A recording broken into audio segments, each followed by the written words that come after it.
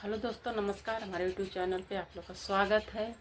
और हम एक कजरी सुनाने जा रहे हैं, तो आप लोग सुनिए। कैसा लगा कमेंट में ज़रूर बताना। तो गा के सुनाते हैं।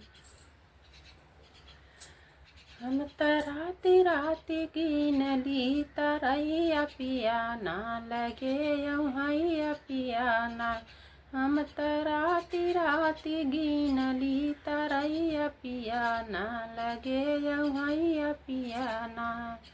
कई के 16 सिंगार रास्ता जो है हम तोहार। कई के 16 सिंगार रास्ता जो है हम तोहार। खाना खात की हो, खाना खात की छूटे लहरोवैया पिया ना लगे यौहैया पिया ना।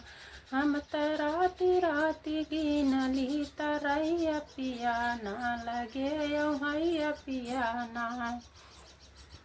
हम तराती राती गिनली तरैया पिया ना लगे यौहैया पिया ना। कई के 16 सिंगार रास्ता जो है हम तोहार। कई के 16 सिंगार रास्ता जो है हम तोहार। पनिया पियत की छूटे लहरोवैया पिया ना लगे यौहैया पिया ना। पनिया पियत की छूटे लहरोवैया पिया ना लगे यौहैया पिया ना। हम तराती राती गिनली तरैया पिया ना लगे यौहैया पिया ना। कई के 16 सिंगार रास्ता जो है हम तोहार। कई के 16 सिंगार रास्ता जो है हम तोहार। बिरवा कूचत की छूटे लहरोवैया पिया ना लगे यौहैया पिया ना।